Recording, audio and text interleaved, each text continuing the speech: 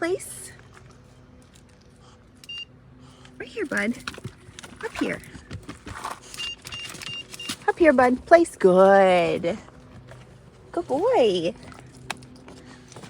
Good job. Good boy. See how we can generalize place and the pointed finger? They can apply to a car and a seat. So I didn't want him down there. So I repeated the word place. I used my tone. I gave him body language, and he's just where I want him. And now we're gonna learn how to ride in the car, nice and calm. Good boy. Okay, so Domino's family didn't have any complaints about his car rides. They said overall he was pretty good. But all dogs learn how to ride in a car here up to our standards, and that means they hold a downstay for the entire duration. They wait for permission to get in and out of the car, which really could save their life one day. We don't want to be in a parking lot, maybe at a trailhead or a busy store, or even your own house. Maybe you're on a busy street and you open the door and the dog rushes out. Very dangerous. So that's why the safest way to ride with your dog is permission in and out, and enforcing the downstay in the car so he's not pacing all around the car, touching the gear shift, and distracting the driver. So it's very simple. We teach our dogs a down, and then we enforce it in the car, and we hold them accountable for staying there. So he'll be going on lots of car rides for the remaining time here, which is just a little under 2 weeks. And so far he's doing really well.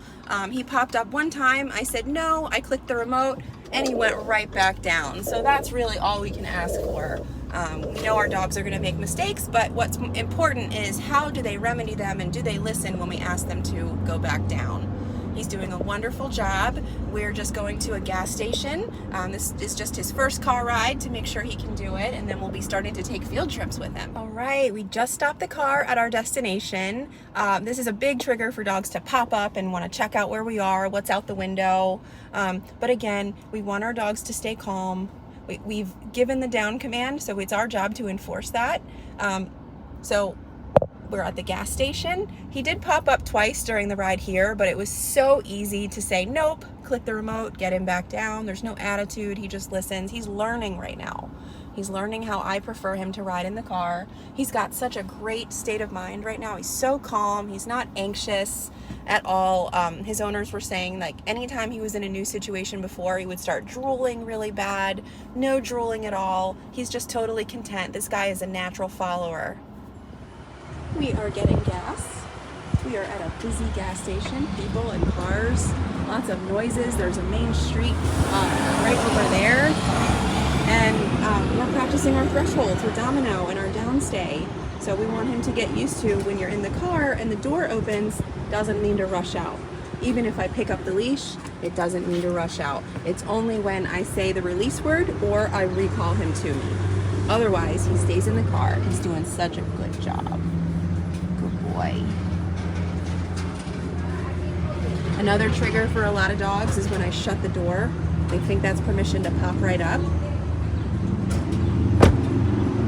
If he did pop up, the beauty of that is I don't have to say anything. I can just start clicking the remote, because the context is the only thing that he would be feeling e-collar pressure for is breaking that down command. So the only thing that would make sense to turn it off is to lay back down. I don't need to start saying no, down, down, down. I don't need to open the door again. He understands, because of the training we've done, if he feels this, to go back down. Good boy, Dom.